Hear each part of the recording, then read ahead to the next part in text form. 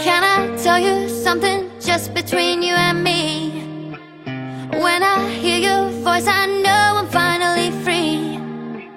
Every single word is perfect as it can be, and I need you here with me. When you lift me up, I know that I'll never fall. I can speak to you by saying nothing at all. Every single time I find. Tahukah kamu apa itu peredaran darah?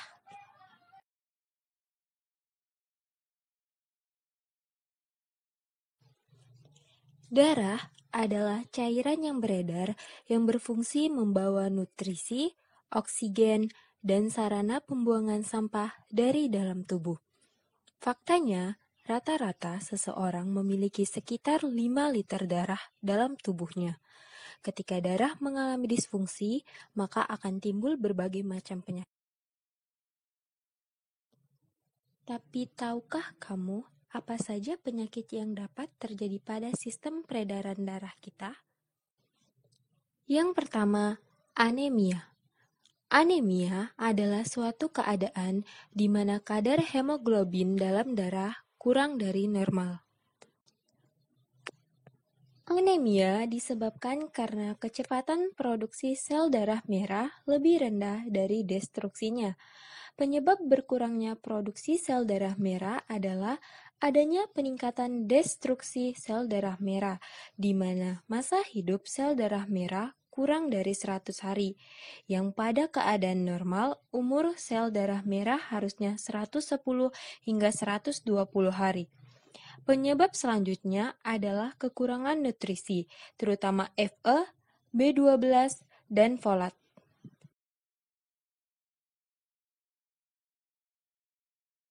Sesak nafas saat beraktivitas dan pada saat beristirahat, cepat merasa lelah, serta denyut nadi yang kuat dan jantung yang sering berdebar. Salah satu cara pengobatan anemia adalah dengan mengkonsumsi tablet tambah darah yang berisi zat besi sehingga dapat meningkatkan hemoglobin darah dalam tubuh kita. Leukemia adalah penyakit yang disebabkan oleh pertumbuhan sel leukosit yang abnormal dan ganas, disertai jumlah leukosit yang berlebih pada sumsum tulang belakang. Proses terjadinya leukemia.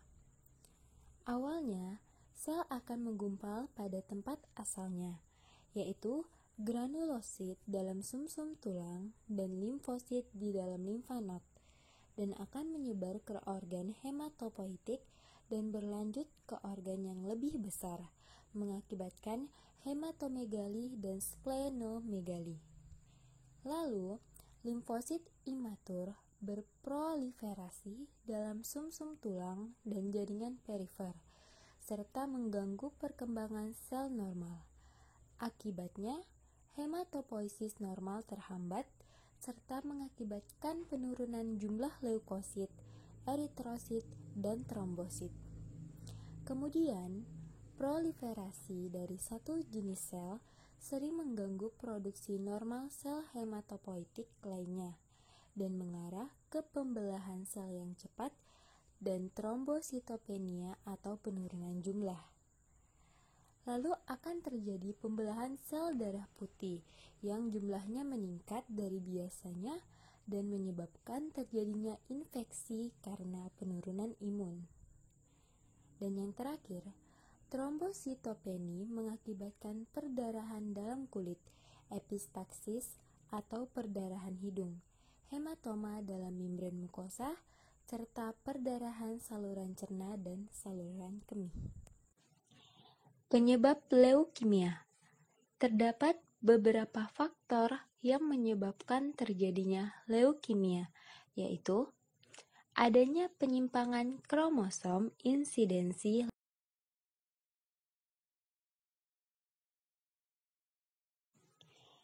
Gejala umum penderita leukemia yaitu 1.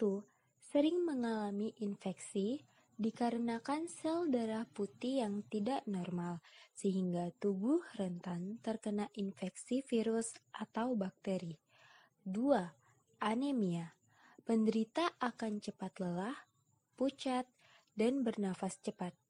3. Mudah memar saat terbentur ringan. 4. Perdarahan yang terjadi di jaringan kulit. Dan 5. Adalah pembesaran kelenjar getah bening, terutama di leher dan ketiak.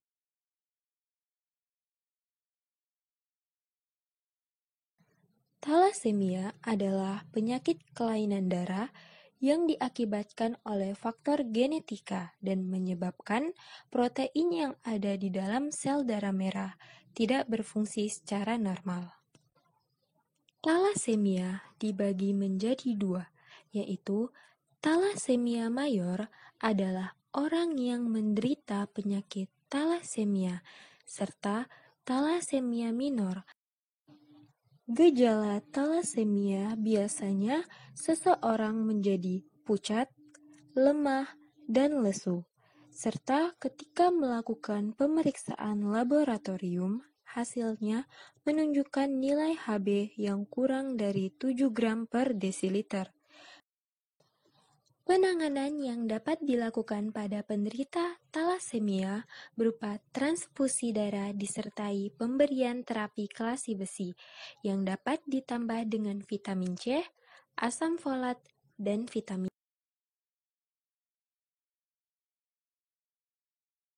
Between you and me, when I hear your voice, I know I'm finally free. Every single word is perfect as it can be, 'cause I need you here with me. Ayo kita subscribe channel ini.